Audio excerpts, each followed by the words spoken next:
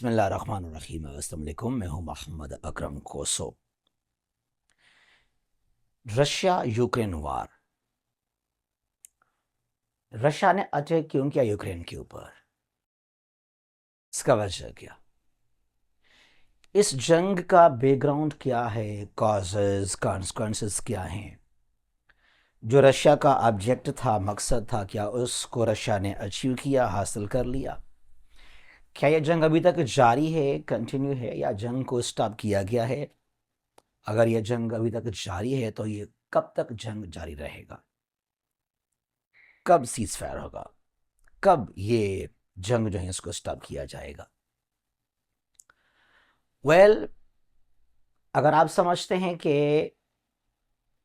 शायद आपने कहीं पर पढ़ा होगा, सुना होगा कि रशिया ने इसके लिए अटैक किया यूक्रेन के ऊपर कि यूक्रेन जो है वो नेटो का मेंबर बन रहा था, इसकी वजह से।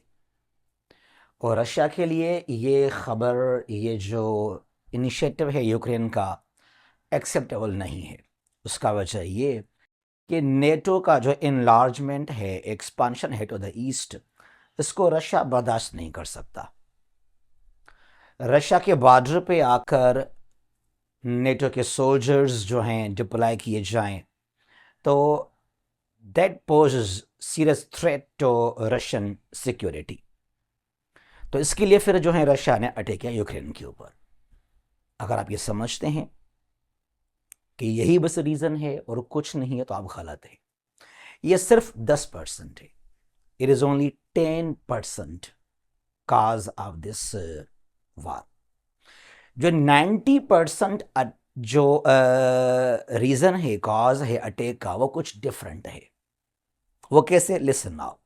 अगर आपकी बात को मैं सही मानता हूं कि नेटो की वजह से जो है रूस ने हमला किया यूक्रेन के ऊपर, तो मेरा सवाल है फिर आप लोगों से कि 2004 में जब 3 बाल्टिक स्टेट्स ने, Estonia, Latvia, Lithuania, when they joined the NATO, why Russia did not attack?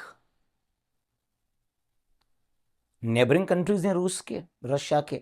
Estonia है, लटविया है, लिथुनिया है, रशिया के नेबर्स हैं। तो नेटो का इनलार्जमेंट रशिया के साइड में, रशिया के बगल में 2004 में हो चुका है। Russia remain silent. और 2023 में when Finland joined the NATO, Russia remain again silent. तो फिनलैंड के ऊपर, चाहे फिर वो इस्टोनिया है, लटविया, लिथुनिया है, उनके ऊपर कोई अटैक नहीं किया रशिया ने, जो कि नेबरिंग कंट्रीज हैं रशिया के वो। तो फिर यहां पे आकर यूक्रेन पर क्यों हमला किया रशिया ने? बहुत कुछ समझते हैं आज के इस लेक्चर के अंदर। और ये जो आज बहुत सारा एरिया यूक्रेन का, चाहे साउदर्न साइड में क्रीमिया है, ईस्टर्न साइड में जो रशिया के पास है, जो रशिया ने अटैक किया यूक्रेन के ऊपर, तो इसका रिस्पॉन्सिबल यूएस भी है, अमेरिका भी है। किस तरह अमेरिका ने यूक्रेन को मरवाया और फिर यूक्रेन को छोड़ दिया। फिर अमेरिका जो है यूक्रेन के नजदीक भी नहीं आया, क्लोज भी नहीं आया। यूक्रेन इज अलोन, तन्हा है। और आज वही अमेरिका और आज वही यूएस का प्रेसिडेंट ट्रंप, जिसने 28 पॉइंट्स बनाए, 28 point formula for Ukraine peace, उसमें कुछ भी नहीं है यूक्रेन के लिए। ऐसा लग रहा है कि सब कुछ मॉस्को के लिए है, रशिया के लिए है, पुतिन के लिए है। तो आज के इस लेक्चर के अंदर आपको बहुत सारी चीज़ें हैं, समझाते हैं इस जंग के हवाले से। और इस जंग को आप जब समझेंगे तो इससे रिलेटेड करंट अफेयर्स के बाकी भी बहुत सारे क्वेश्चंस हैं, टॉपिक्स हैं, कंफ्यूजन्स हैं, वो आपके लिए हल हो जाएंगे। किसी भी करंट इशू को अगर आप पढ़ना चाहते हैं, कोई डिस्प्यूट है, कन्फ्लिक्ट है, जंग है, उसको आप समझना चाहते हैं, तो उसका बैकग्राउंड, हिस्ट्री, उसको लाजमी आप समझा करें। 1917 रशिया में आया जार का हुआ डाउनफॉल और यहां इनकलाब आ गया। Bolshevik revolution of Russia 1917 led by Vladimir Lenin. बहुत बड़ा नाम है लेनिन। यूं हम कह सकते हैं कि मॉडर्न रशिया का जो फाउंडिंग फादर है वह है Lenin.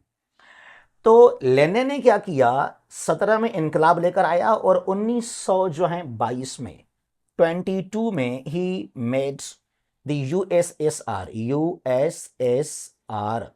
Union of Soviet socialist republics, जो कि आगे चलकर 1991 को डिसॉल्व होता है 15 कंट्रीज में। ये 15 कंट्रीज कौन कौन से? एक तो रशिया जो लीडर, और यूएसएसआर का जो मरकज था, सेंटर था, वो था रशियन कैपिटल मॉस्को। रशिया के अलावा 5 कंट्रीज ये कार्ड्स के सेंट्रल एशिया के, कजाकिस्तान है ये, किर्गिस्तान, ताजिकिस्तान, अजबकिस्तान, तुर्कमेनिस्तान, ये 5 कार्ड्स कहलाते हैं। और 3 कंट्रीज यहां पर हैं कॉक्सस के अंदर, ये अजरबैजान है, अर्मीनिया और ये जो है जॉर्जिया है। इनके अलावा 6 कंट्रीज हैं ईस्टर्न यूरोप से, ये 3 हैं Baltic states, Estonia, Latvia, Lithuania. इनके अलावा बेलारूस है, यूक्रेन है और ये मोल्डोवा है। तो यूक्रेन भी जो है सोवियत यूनियन का हिस्सा था, पार्ट था। होता कुछ यूं है, जब 1991 को डिसॉल्व होता है यूएसएसआर, यूक्रेन मैंने कहा कि एक कंट्री जो कि हिस्सा था पहले यूएसएसआर का। फिर यहां ये जो साउदर्न यूक्रेन है और ईस्टर्न यूक्रेन है, साउदर्न साइड में ये है क्रीमियन पेनिनसुला, और ये जो पार्ट्स हैं ईस्टर्न साइड के अंदर, इनको हम आगे समझते हैं प्रॉपरली। ये एक्चुअली रशियन पॉपुलेशन है यहां पे रशियन लैंग्वेज कल्चर। जब सोवियत यूनियन था तो यहां पर रशिया के लोग सेटल हुए यहां पर।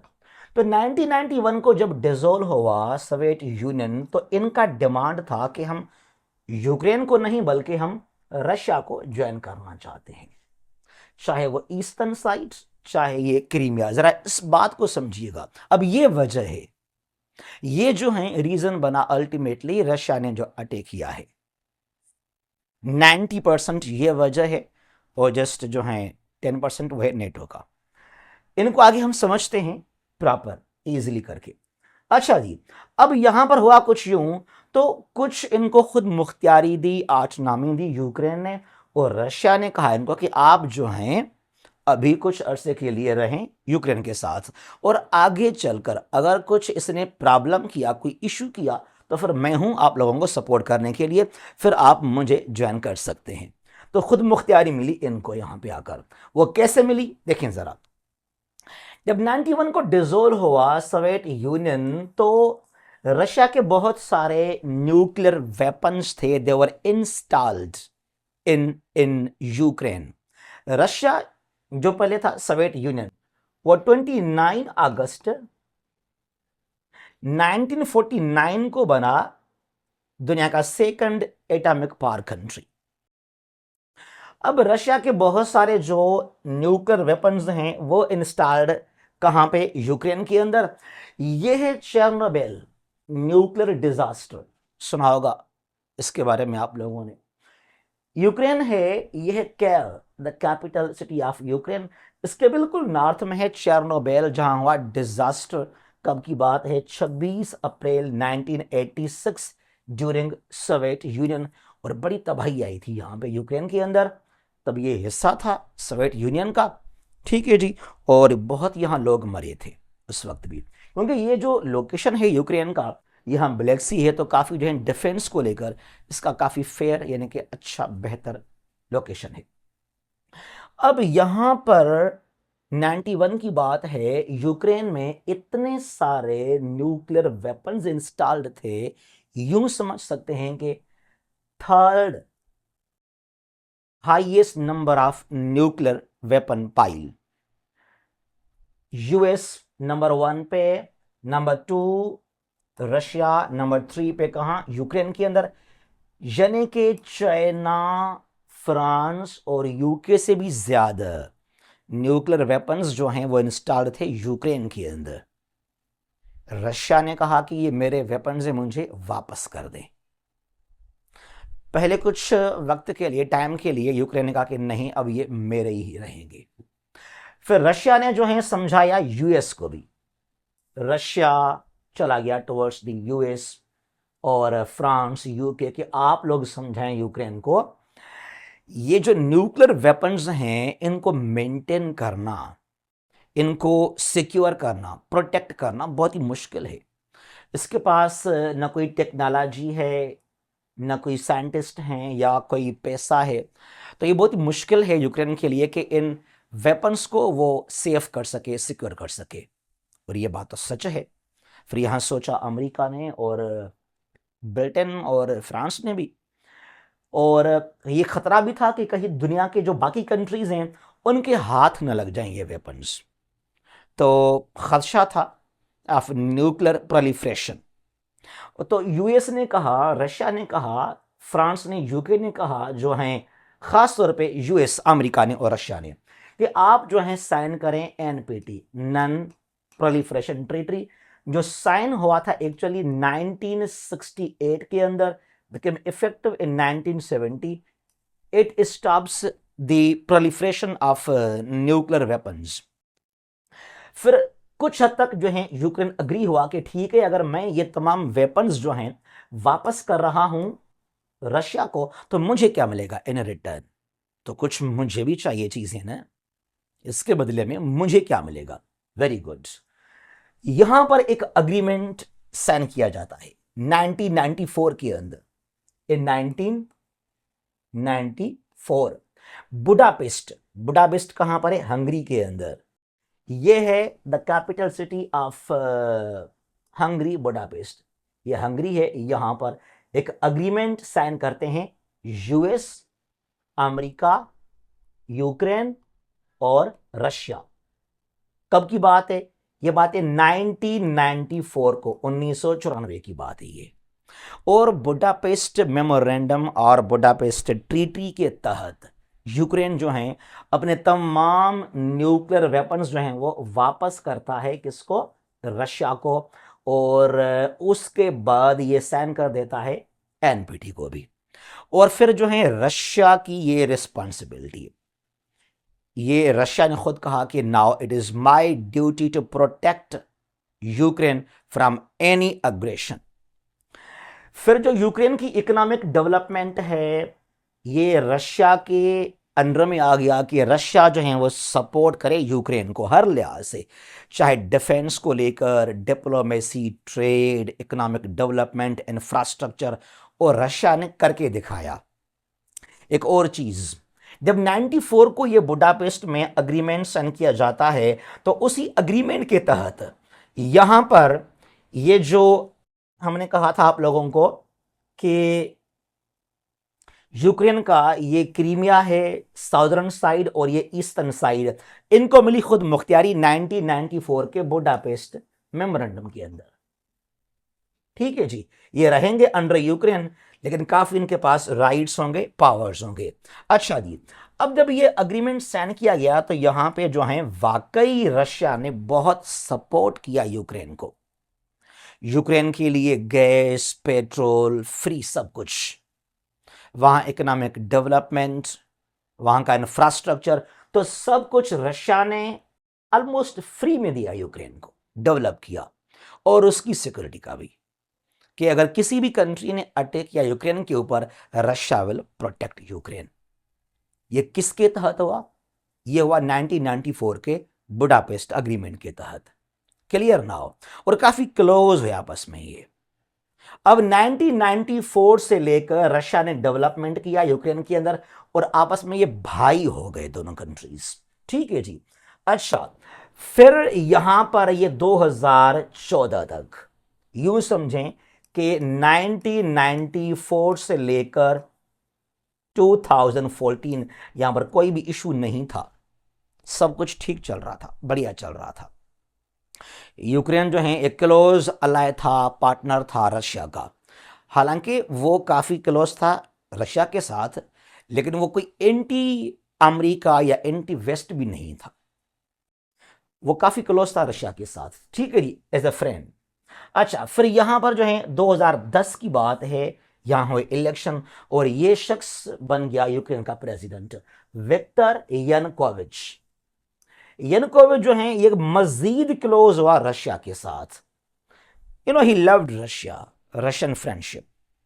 और प्यूटन जो है नया नया आया, 2012 13 14 की बात है ये।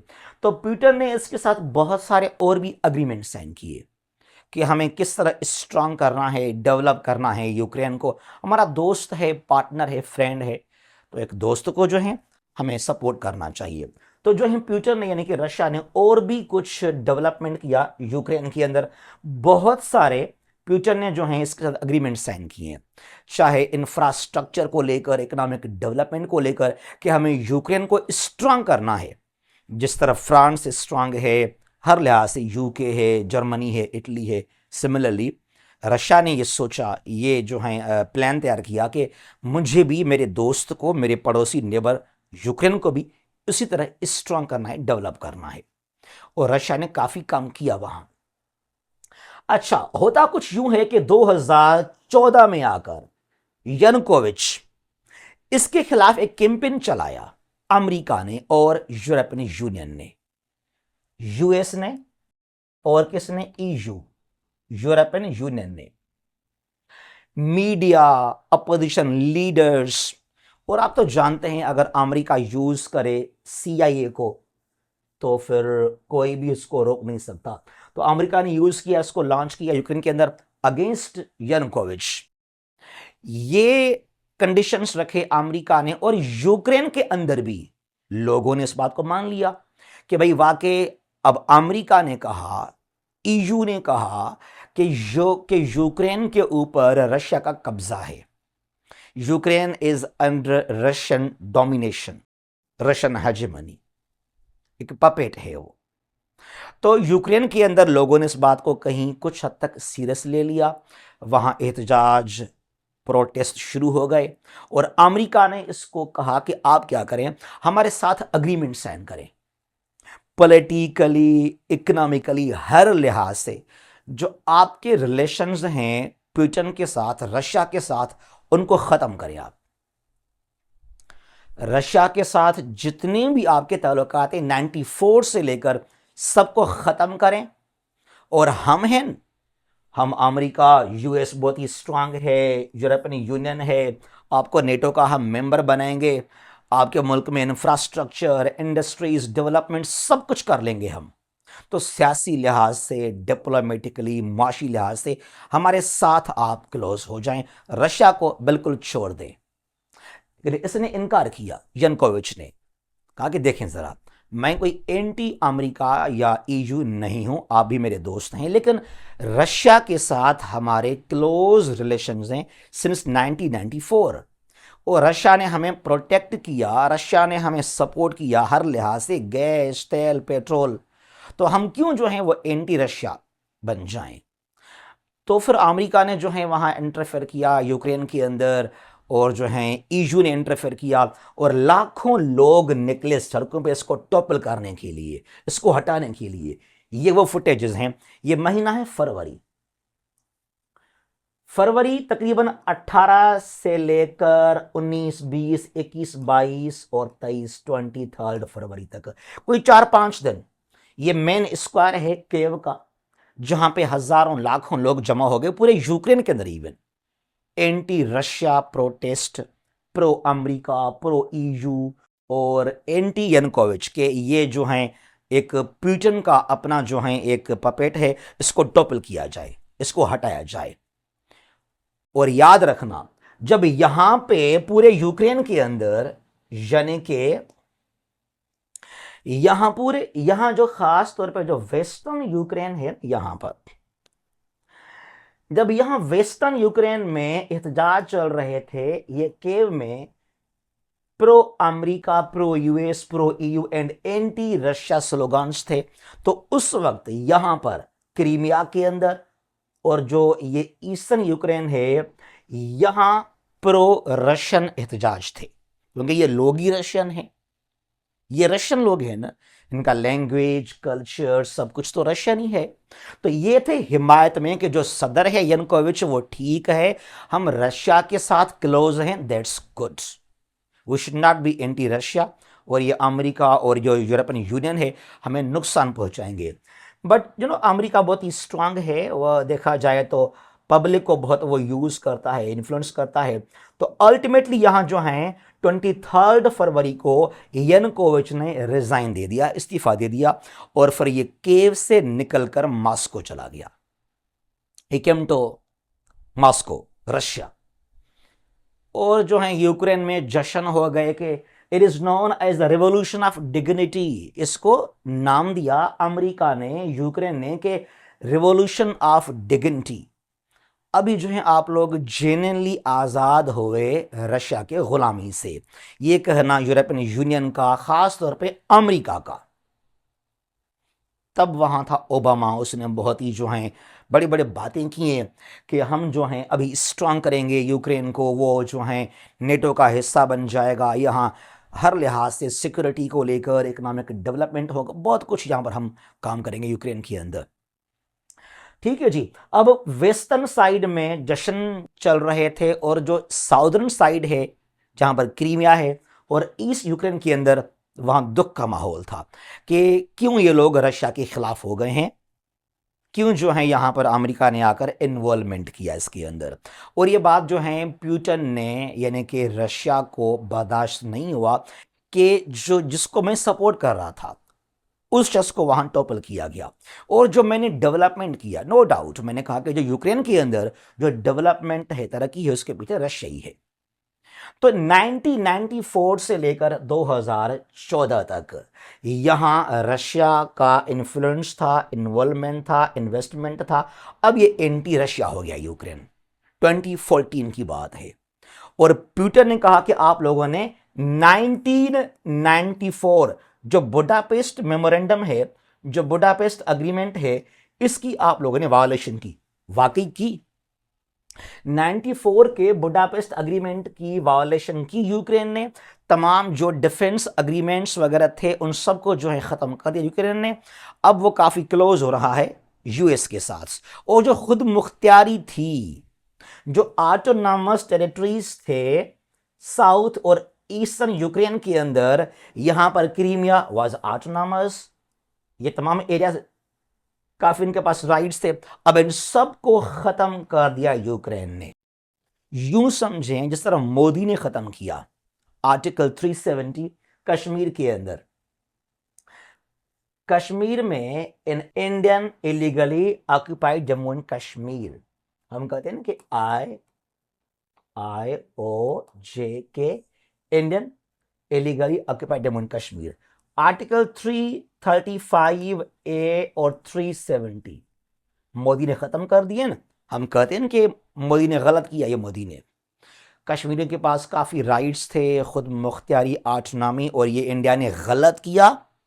अब पाकिस्तान ने कुछ किया नहीं, वो अलग बात है, क्योंकि हम शायद इतने स्ट्रांग नहीं हैं, हमारी जो इकनॉमी काफ़ी वो कमज़ोर है। अगर हम इतने पावरफुल होते, स्ट्रांग होते, तो एक्शन लेते अगेंस्ट इंडिया। तो वही काम करने लगा यूक्रेन भी वहां पर, कि जो ऑटोनॉमी, खुद मुख्तियारी है क्रीमिया के पास ईस्टर्न साइड में, इसको हम ख़त्म कर रहे हैं। ये बात रशिया के लिए एक बहुत बड़ी बात।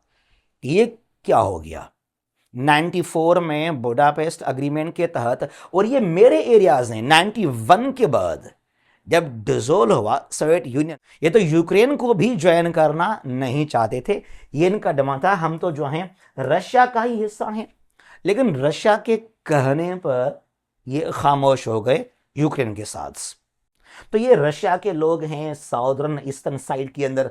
अब इनके पास जो खुद मुख्तियारी ऑटोनॉमी वो ख़त्म हो रहा था।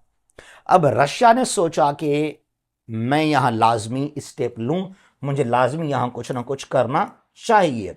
फिर यहाँ पे रशिया क्या कर लेता है, तो रशिया ने क्या किया, आकर इंटरफेयर किया यहाँ क्रीमिया के अंदर। अब तब यहां एहतजाज चल रहे थे कि we are the part of Russia.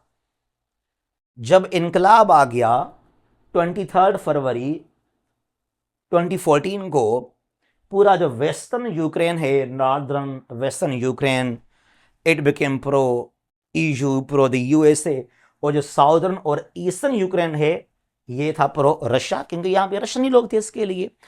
अब ये मार्च का महीना है, मार्च में फरवरी में इनकलाब आ गया, तो मार्च 2014 के अंदर रशिया ने आकर यहां पे कब्जा किया क्रीमिया के ऊपर, और यहां करवाया एक रेफरेंडम जिसके तहत मोर देन 90% लोगों ने सपोर्ट किया रशिया को। और उस रेफरेंडम को जो है यूक्रेन ने, ईयू ने और यूएस ने रिजेक्ट किया कि हम नहीं मानते हैं इस रेफरेंडम को, ये रशिया ने धांधली करवाई है। बहरहाल जैसे भी, तो रशिया ने 2014 में मार्च का महीना है यहां आकर कब्जा कर लिया, ये बन गया रशिया का हिस्सा, क्रीमिया अनेक्स्ड बाय रशिया। ठीक है जी।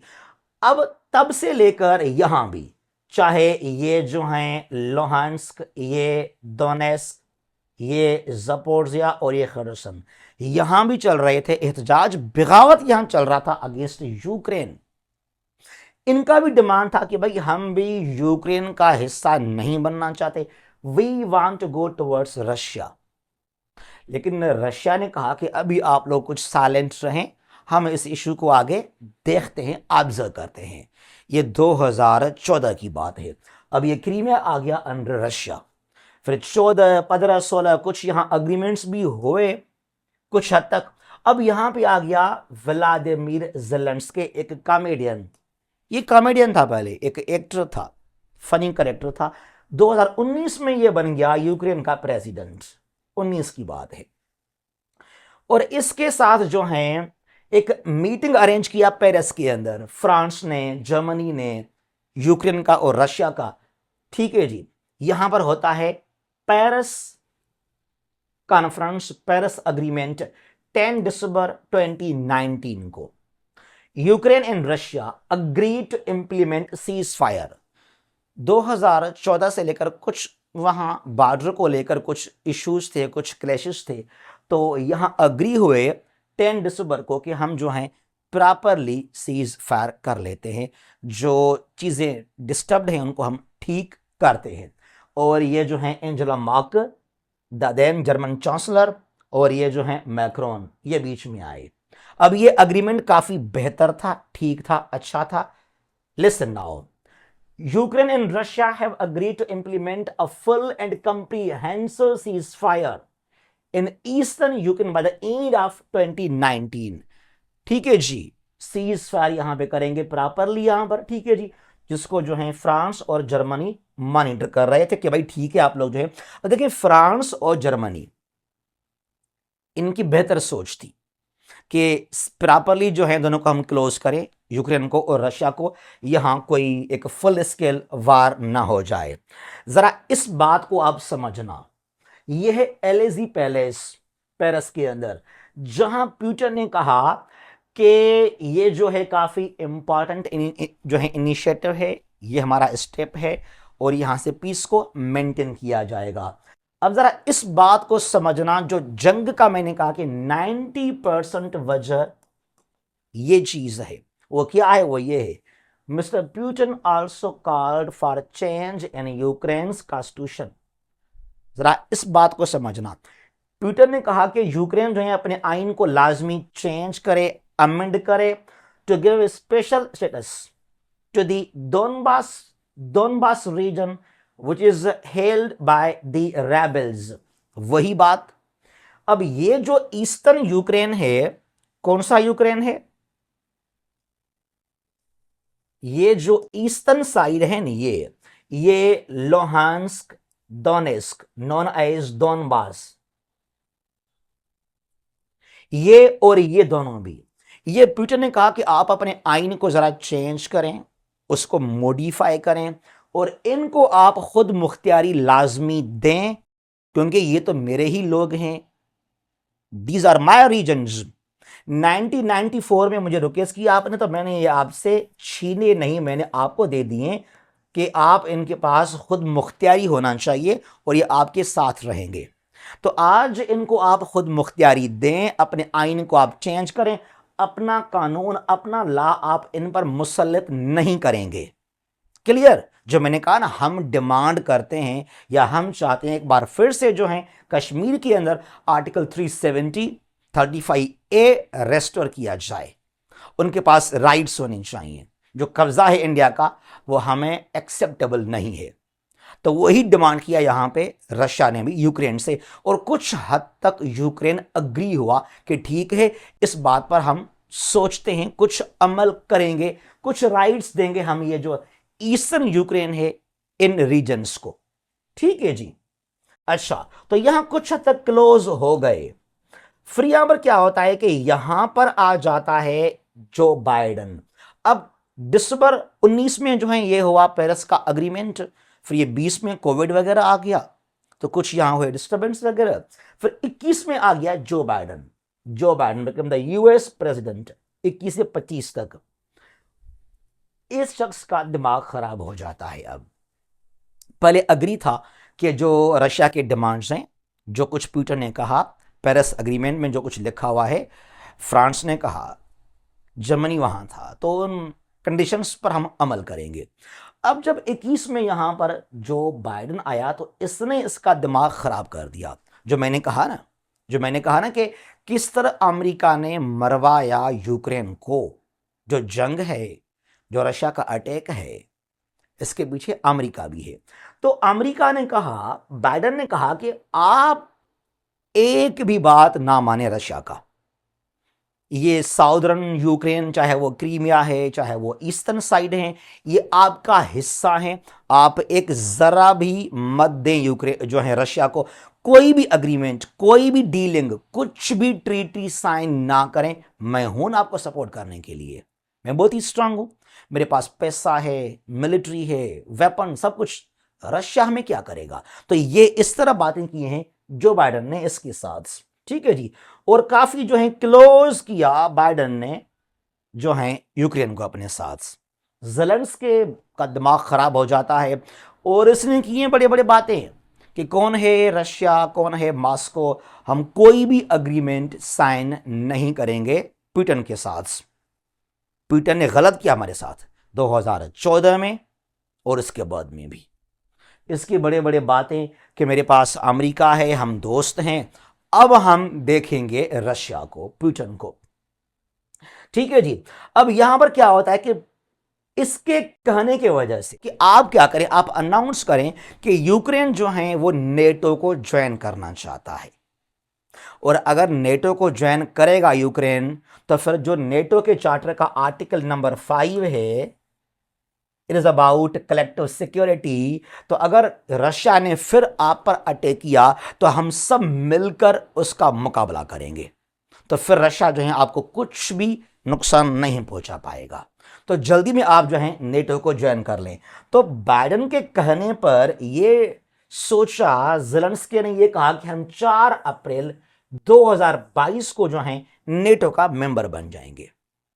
क्योंकि 4 अप्रैल जो है 4 अप्रैल 1949 को NATO was made in Washington DC. तो यह है नेटो का बर्थडे, 4 अप्रैल। अब रशिया ने सोचा, पुतिन ने सोचा कि अगर अभी तक ये नेटो का मेंबर नहीं है और अगर नेटो का मेंबर बन गया तो शायद मेरे लिए मुश्किल होगा फिर वहां अटैक करना, कब्जा करना। जो मेरे ईस्टर्न टेरिटरीज हैं वो मुझे भी नहीं मिलेंगे और मुकम्मल तौर पे जो हैं वो यूक्रेन का हिस्सा बन जाएंगे, जो कि आज वो मुझे ज्वाइन करना भी चाहते हैं। ठीक है जी। अब यहां तक कोई भी दिक्कत नहीं था पुतिन को। जो आप लोग सुन रहे हैं, सुनते हैं ना आप लोग कि यूक्रेन जो है वो नेटो को ज्वाइन कर रहा था तो फिर रशिया ने अटैक किया। मैंने कहा ये सिर्फ 10% बात सच है। यहां पुतिन ने कहा कि भाई यूक्रेन की मर्जी है, मेरा क्या लेन देन। 2004 में ये 3 Baltic states, Estonia, Latvia, Lithuania, जो कि नेबर्स है रशिया के, दे ज्वाइंड नेटो। रशिया ने कुछ नहीं कहा उनको भी, भाई वो सॉवरेन स्टेट से, उनकी मर्जी है, मेरा क्या लेन देन। 2023 में जो है फिनलैंड, इट ज्वाइंड नेटो, तो कुछ भी नहीं कहा यहां इसको रशिया ने। भाई फिनलैंड है, इस्टोनिया, लटविया, लिथुनिया, वो सॉवरेन स्टेट्स हैं। तो सिमिलरली जो यूक्रेन है इसकी मर्जी, ये अल्फाज थे पुतिन के, भाई यूक्रेन है इसकी मर्जी, जहां जाए इसकी मर्जी है, ये सॉवरेन कंट्री है, मेरा क्या लेन देन। नेटो को ज्वाइन करे, 10 बार ज्वाइन करे, मेरा क्या लेन देन। सुने जरा रशिया के अल्फाज। रशिया ने कहा, पुतिन ने कहा कि भाई ये यूक्रेन एक सॉवरेन स्टेट है, नेटो को ज्वाइन करे, ज्वाइन करे। नेटो पहले से ही मेरे बॉर्डर पे आ चुका है, नेटो का पहले से ही एक्सपांशन हो चुका है ईस्टर्न साइड के अंदर। अगर यूक्रेन ने भी ज्वाइन किया तो कौन सी बड़ी बात है। लेकिन लेकिन लेकिन जरा आगे चलते हैं। यूक्रेन को चाहिए कि नेटो को ज्वाइन करने से पहले जो ईस्टर्न पार्ट्स हैं, दो काम करे। दो काम क्या करे, ये चीजें देखें जरा। अब ये क्रीमिया तो 2014 में यहां पे रशिया ने कंट्रोल संभाल लिया। अब बात यहां पर ये 4 एरियाज। अब यहां 2022 में क्या चल रहा था, यहां पे क्या चल रहा था, यहां कुछ बगावत एहतजाज है। हालांकि ये बगावतें 2014 से ही थे कि we are no more the part of Ukraine, we want to join now Russia. ये डिमांड था इनका, भाई हम तो रशिया का हिस्सा हैं, रशिया हमें क्यों अपना हिस्सा नहीं मान रहा। तो रशिया ने कहा यूक्रेन को कि आप क्या करें, पहले या तो अपने आइन को चेंज करें, मॉडिफाई करें, जो पेरिस अग्रीमेंट 2019 में हमने तय किया था कि आप इनको देंगे खुद मुख्तियारी, ये लोहांस्क, दोनेत्स्क, ज़पोरिज़िया, खर्सन, तो इनको आप देंगे ऑटोनॉमी, अपने आइन में इस चीज को आप शामिल करें। ठीक है, मुझे कोई इतराज नहीं है, फिर आप जो हैं नेटो को ज्वाइन करें, आपकी मर्जी है। ये चीज यहां यूक्रेन ने कहा कि बिल्कुल भी नहीं, मेरी मर्जी है, देयर माय पार्ट्स, ये मेरे एरियाज हैं, आप हैं कौन मुझे करने वाले कि मैं अपने आइन को चेंज कर लूं। कहा कि ठीक है, या आप क्या करें, ये तमाम जो 4 एरियाज हैं, अब ये बाउंड्री, वैसे यहां से ये बाउंड्री है, ये रशिया है, यूक्रेन यहां पर है। ये कहा रशिया ने कि ये आप मुझे लिख के दें कि these 4 are the parts of Russia, ये लोहांस्क, दोनेत्स्क, ज़पोरिज़िया, खर्सन, ये बाउंड्री यहां तक है, इस बात को आप मान लें, उसके बाद आप ज्वाइन करें नेटो को, आपकी मर्जी है, मेरा कोई लेन देन नहीं है आपके साथ। ठीक है जी, तो ऑफिशियली तौर पे आप इस बात को मान लें कि 2014 में जब मैंने कंट्रोल किया क्रीमिया पर, ये और ये 4 areas, these 5 are my parts, ये मेरे एरियाज हैं। उसके बाद आप जहां भाई जाएं, आपकी मर्जी, नेटो को ज्वाइन करें, आपकी मर्जी, मेरा कोई कंसर्न नहीं है, आप एक सॉवरेन कंट्री हैं, जहां चले जाएं। तो ये कहा अमेरिका ने, ईयू ने, यूक्रेन ने कि नहीं, these are the parts of Ukraine, आप हो कौन कहने वाले। अब यहां एहतजाज चल रहे थे कि हम जो हैं रशिया का हिस्सा हैं। तो जब यहां पे जो दोनों डिमांड्स थे पुतिन के, उनको रिजेक्ट किया यूक्रेन ने, ठीक है जी, तो उसके बाद अब यह है 4 दिसंबर 2021, जो बाइडेन कह रहा है Russia Ukraine, Biden wants Russia against Ukraine, red lines. देखें जरा ये कारण में बाइडेन के, Biden wants Putin of sanctions aid for Ukraine military if Russia invades. और आगे चलते हैं, ये दिसंबर की बात हो रही है, 2021 की है। Biden wants Putin over Ukraine invasion, बार बार ये दिसंबर याद कीजिएगा, 2021 से लेकर जो है फरवरी 2022 तक कई बार कहा जो बाइडेन ने कि अगर रशिया ने अटैक किया यूक्रेन के ऊपर, Russia will face ultimate consequences, हम पैसा देंगे, मिलिट्री, वेपन, सब कुछ देंगे यूक्रेन को। रशिया है कौन, क्या जरूरत है रशिया की, हम हैं यूक्रेन के लिए। बहुत दावे किए, बहुत बातें की इस शख्स ने कि यूक्रेन कोई भी डील ना करे रशिया के साथ। ठीक है जी, ये कहना जो बाइडेन का। अब यहां पर फिर क्या होता है कि पुतिन ने अपने फौज को अलर्ट किया और यहां पे आकर जो है कब हमला किया, 24 फरवरी 2022। अब ये क्रीमिया पहले से ही था रशिया के पास 2014 से ही। अब रशिया ने हमला किया यहां से भी, बेलारूस के साइड से भी। रशिया का मकसद क्या था कि ये जो ईस्टर्न पार्ट्स हैं मेरे कब्जे में आ जाएं। ठीक है जी, तो ये जो हैं ये लोहांस्क, दोनेस्क, ज़पोरिज़्या, खर्सन, और ये फरवरी 24 को रशिया ने यहां पे अटैक किया और आगे चलकर सितंबर 30 सितंबर 2022 को जो है रशिया ने ये 4 एरियाज अपने कब्जे में ले लिए। ये रशिया के पास आ गए ये 4 एरियाज। जंग यहां खत्म हो गया, जंग यहां खत्म हो गया। फरवरी से लेकर सितंबर तक 2022 की बात है। अब आप शायद सोचेंगे अगर सितंबर महीने में रशिया ने अपने कब्जे में ले लिए ये जो ईस्टर्न 4 रीजन्स हैं यूक्रेन के, तो फिर अभी तक जंग क्यों चल रहा है? वेरी गुड, अभी तक जंग चल रहा है इसके लिए रशिया प्रेशर डाल रहा है यूक्रेन के ऊपर, चाहे वो ईयू है, चाहे वो यूएस, वो अमेरिका है, कि अगर मैं जंग को पहले स्टॉप करता, ये मानना है पुतिन का, तो आज अमेरिका, आज दुनिया ये दावा, ये डिमांड कि भाई Russia should return these parts to Ukraine.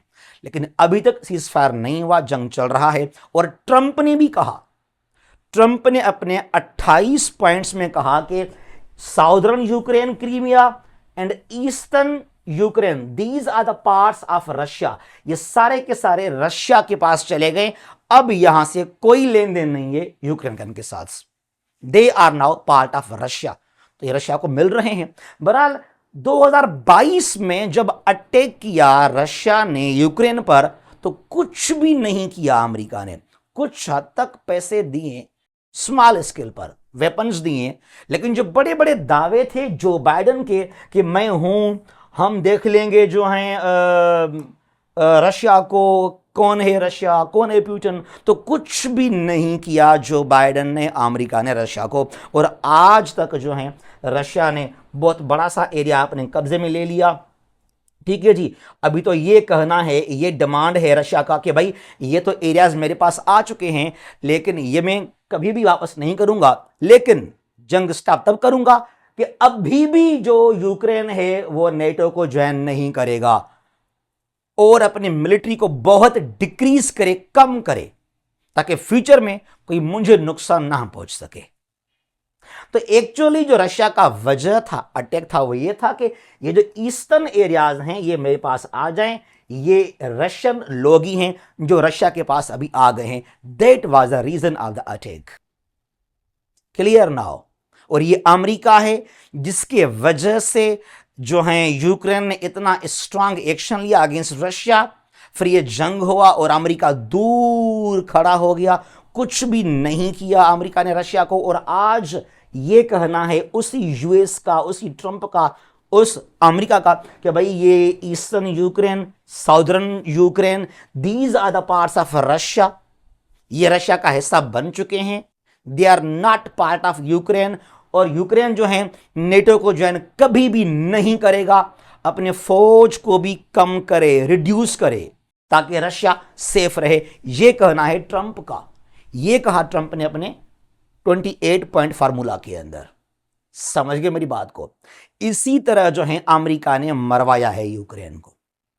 Well in the end I would like to say here, हमारे पास इन करंट अफेयर्स के, डेली करंट अफेयर्स के 20 क्वेश्चंस हैं, पीडीएफ और रिकॉर्डेड लेक्चर्स हैं। ये 1 दिसंबर से इनको हम स्टार्ट कर रहे हैं और ये हम ख़त्म नहीं करेंगे, ये चलते रहा, ये हमारे जो क्वेश्चंस हैं ये चलते रहेंगे ऐसे ही।